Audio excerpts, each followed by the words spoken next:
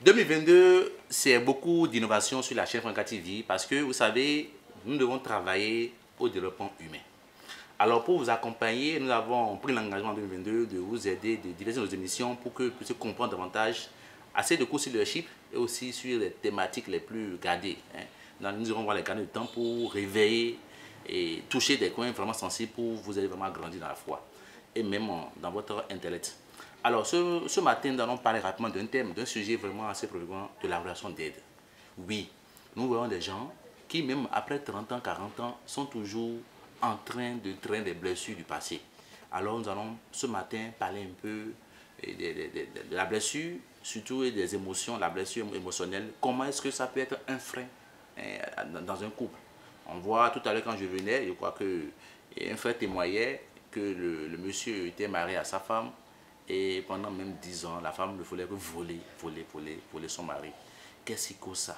Et comment on peut traiter ça?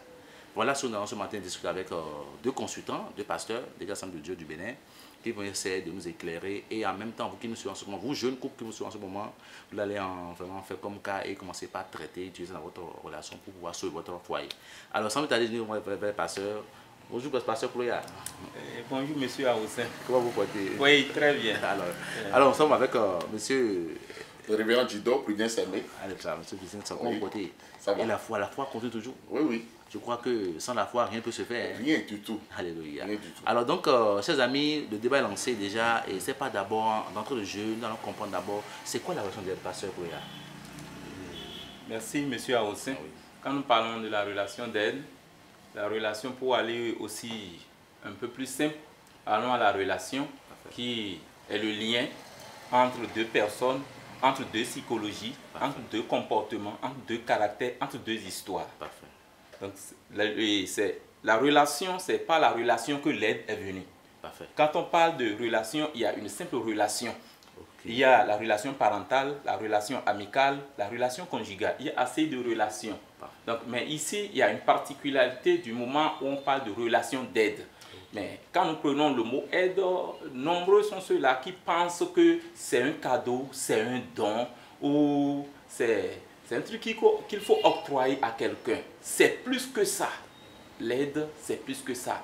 L'aide, c'est l'action d'intervenir en faveur de quelqu'un qui éprouve les besoins de se dire, les besoins de se comprendre, les besoins de se prendre en charge.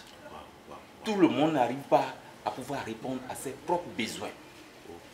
Donc, le psychologue ou le thérapeute est appelé à aider, à voler au secours de ce dernier.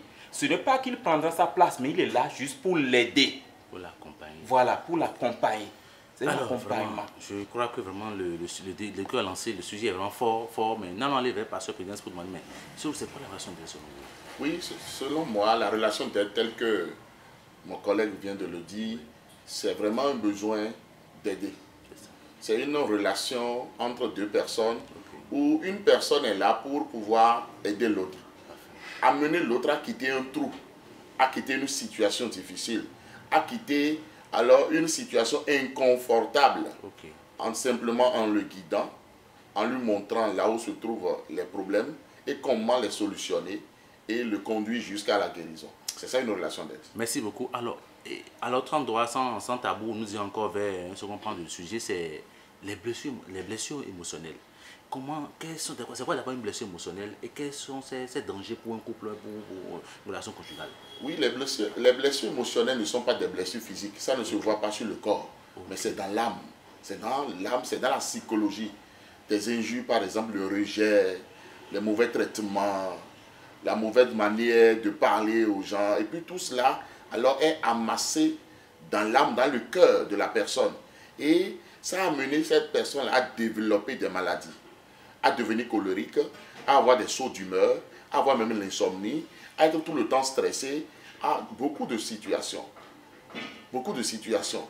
Donc, c'est ça là, des blessures émotionnelles. On peut même y ajouter en même temps les blessures psychologiques, parce que c'est émotionnel et psychologique. Voilà un peu. Donc ça veut dire que dans une relation avec ma femme ou bien avec peut-être mon fiancé, quand peut-être je parle mal à ma femme devant les étrangers, c'est des coups de qu'elle reçoit déjà. Quand je l'insulte devant tout le monde, quand je la traite de mieux que rien devant les gens, ça c'est des blessures, pas physiques mais déjà qui rentrent dans son subconscient. Voilà, dans ce cas que tu es en train de prendre, celui-même déjà qui fait de telles choses est lui-même blessé. Très souvent, on ne fait pas bien la part des choses. On croit que c'est celui-là qui tente de blesser les autres, lui-même, il n'est pas un blessé. C'est un blessé et il veut se venger de toutes les blessures que lui-même il a amassées, soit dans son éducation, soit dans son parcours. Lui-même, il est d'abord un malade et maintenant, il tente d'enfoncer ceux qui sont dans son entourage, son partenaire, son conjoint ou sa conjointe. Il traite mal cette conjointe-là, elle traite mal ce conjoint et là, il faut déjà commencer par s'occuper, lui, de son cas, avant maintenant de venir à celui ou celle qui est blessé. Donc c'est un foyer qui est en danger. C'est un foyer qui est en danger, les deux sont alors malades et il faut pouvoir les aider. Alors nous allons aller vers le pasteur Ploya pour savoir aussi vraiment le blessure émotionnelle. Et c'est vraiment quel est son impact dans une relation vraiment amoureuse et aussi dire en même temps les pistes de solutions qu'on peut trouver. Oui, quand nous parlons de la blessure, des blessures émotionnelles, c'est les blessures de l'âme. Parfait. Donc c'est les blessures de l'âme, les blessures de cœur. Donc et vous avez demandé ces impacts. Effectivement. Bon, ces conséquences sont multiples et multiformes. Les blessures émotionnelles peuvent détruire la vie d'un individu, d'une société, d'un couple. C'est vrai, on voit ça fréquemment. D'un couple, d'un ami. C'est-à-dire la blessure émotionnelle est à la base de, pour ne pas peut-être dire de l'exagération, des 70% des problèmes de l'homme. Oui, ça c'est vrai. Des 70% des problèmes de l'homme. Oui. Parce qu'il suffit que ta blessure est activée et tu te rends en situation, en problème. Et ainsi, c'est trop. Si il faut faire une liste de cela. Parce que, le problème de relancer et comment traiter ça alors? Comment corriger ça? Est-ce qu'il y a une rebelle pour ça? Est-ce que c'est une prière, il faut aller voir le Nord Père 10 fois, le ça m'a dit 3 fois, et je ne sais pas comment il faut faire pour s'en guérir. Quand nous parlons du traitement des blessures émotionnelles, il faut s'approcher des spécialistes. Ok, c'est quoi un marabout? Pour pouvoir, non, et un psychothérapeute. Ok, d'accord. Vous allez vous approcher d'un psychothérapeute parce que c'est des blessures qui sont liées à l'âme. Quand nous parlons des blessures, c'est lié à l'âme, qui a ses impacts sur le physique. Et aussi sur le spirituel. Tu as envoyé ta femme, mais tu as amené un de tes frères peut-être en ville et tu l'insultes devant tout le monde. C'est des coups comme ça touche l'âme. Et donc il faut forcément que après que je la ramène encore chez un psychologue pour pouvoir avoir les traitements pour elle. Oui, il faut le faire approcher d'un psychologue. Il y a aussi, quand nous allons dans la vie chrétienne, il y a le pardon qui est l'acteur indispensable pour le traitement, pour traiter quelqu'un qui a été blessé. Voilà. Alors c'est le pardon, donc vraiment... Et oui, nous qui sommes des serviteurs de Dieu, Parfait. nous faisons la cure d'âme. Avec ces personnes-là que nous rencontrons, il faut pouvoir les amener à accepter d'abord leur maladie. Parce que quelqu'un qui ne sait pas qu'il est malade, vous lui dites que tu es malade, il va vous dire non, moi je ne suis pas malade, je me porte bien. Très bien. Maintenant, il faut lui démontrer tout doucement, avec la patience, avec toute la douceur, l'amener à d'abord avoir conscience de son état de santé. Et maintenant, après cela, l'amener aussi pas à pas, toujours dans la douceur, dans un processus qui n'est pas forcément lors d'une seule rencontre. Alors, à se pardonner à lui-même, à pardonner à tous ceux qui l'ont choqué par le passé, parce que c'est toute cette frustration-là qui est en train maintenant de se faire voir aujourd'hui. C'est pourquoi cette personne-là est amère.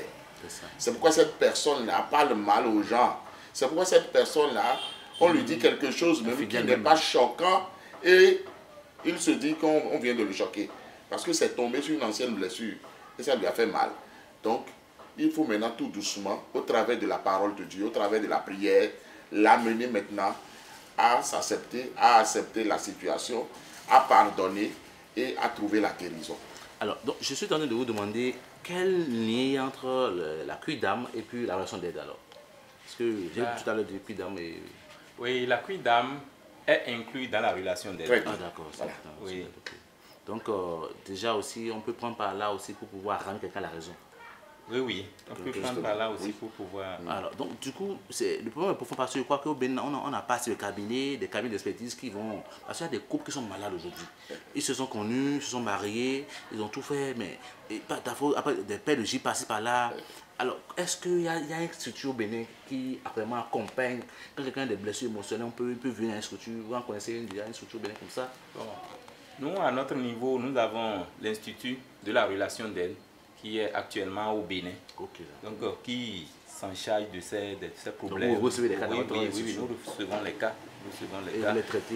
Oui, la oui. consultation, c'est combien? C'est gratuit à consultation ou bien c'est quand on vient à consultation, c'est payant ou bien? Bon, quand ils seront là... Donc, si les gens sont dans ces problèmes-là, ils peuvent se rapprocher au cabinet de l'Irak, oui, oui. de la chrétienne, Voilà. et ils vont poser des problèmes et comme ça, on va travailler avec eux progressivement. Vraiment. Alors c'est où déjà? C'est où? Parce que le Bénin va, c'est où déjà? Oui, nous sommes à Calavi, plus Okay. spécifiquement nous sommes à Ouiga. Ah oui, d'accord. Nous sommes à Ouiga. Mais monsieur Aoussin, Oui. rendez-vous compte que quand nous parlons des blessures, Oui. cela c'est d'abord l'homme est comment on appelle le passé, le vécu, l'homme est le vécu de son passé. C'est vrai. Vous voyez, quand vous voyez quelqu'un aujourd'hui, il est à l'image de son passé. D'accord. Et c'est ce passé qui détruit le présent lorsque rien n'est fait, lorsqu'il n'y a pas eu de pardon, Okay. lorsqu'on emmagasine ses blessures. Okay. Donc l'homme est le produit fini de son passé. Et quand j'y parle, je pense à un ami, c'est un frère qui m'a raconté un jour que vraiment il a sa femme à la maison. La femme lui a fait 5 enfants déjà, mais parce qu'il voulait d'une fille, dans son service, il disait à la fille, il ne commence pas à parler mal, pas à insulter sa femme auprès de cette fille qu'elle est en train de convoiter. Et du coup, il dit à la fille là que ma femme vraiment n'est pas bon. Et un jour, la jeune dame a enregistré tout et allait jouer en bas à sa femme à la maison. Et ça a créé un problème, blessure à la dame. Est-ce qu'on peut corriger cette blessure-là maintenant? En fait, nous devons d'abord, lorsque nous rentrons dans les relations de couple, alors comprendre certaines choses d'abord. Okay, parce que lorsqu'on voit quelqu'un par terre, il ne faut pas se poser des questions sur son lieu de chute. Mais il faut se poser des questions sur où est-ce qu'il a heurté une pierre pour se retrouver là.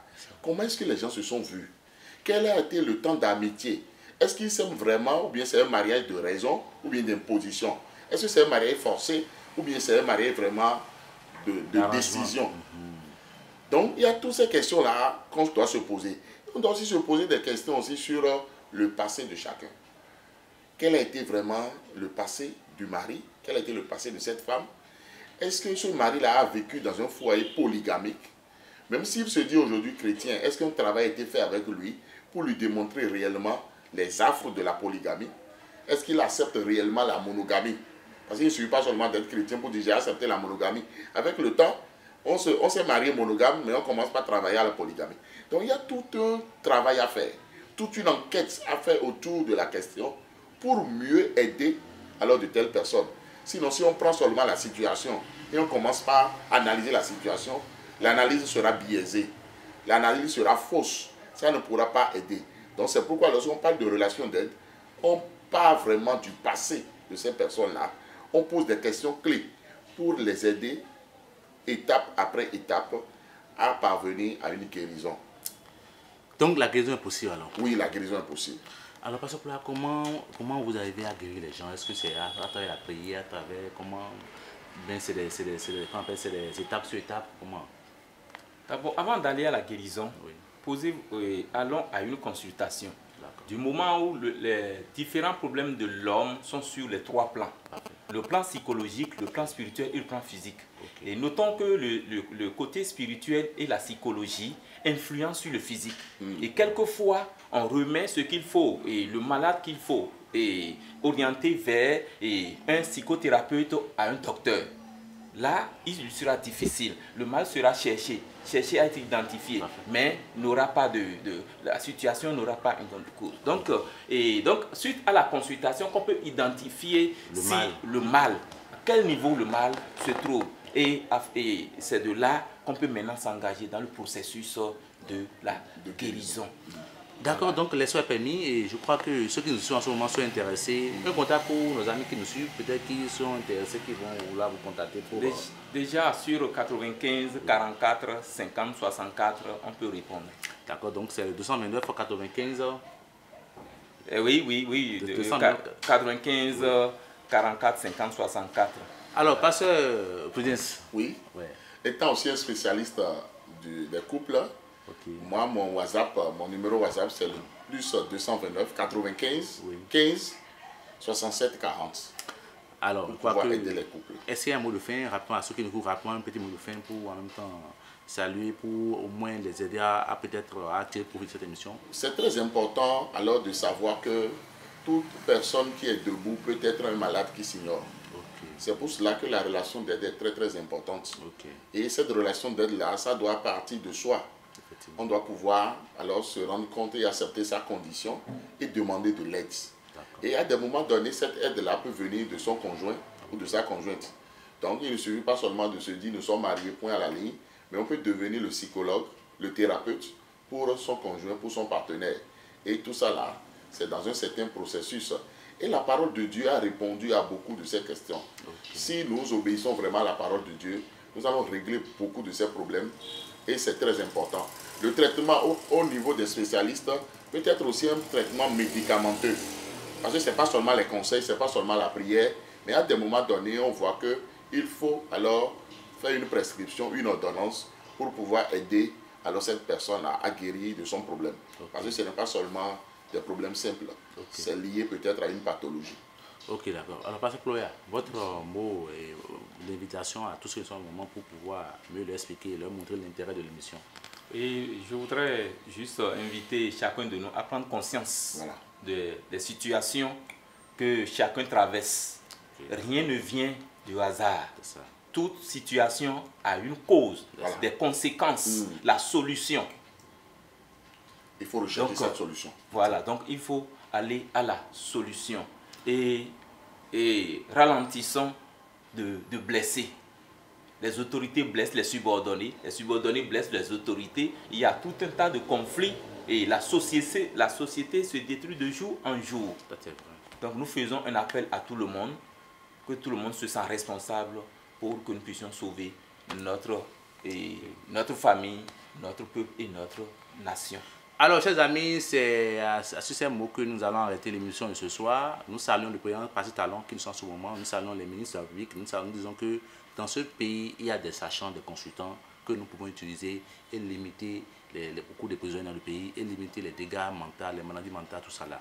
Il y a des sujets dans ce pays. J'invite le ministre de la Famille et le ministre des Affaires sociales à s'intéresser à ces sujets-là. C'est des sujets qui courent pas les rues. Je crois qu'ils pourront aider le pays à limiter un peu la criminologie, va limiter les malades mentales et aider véritablement le pays. Merci beaucoup. C'était Franck 24 et à tout de suite.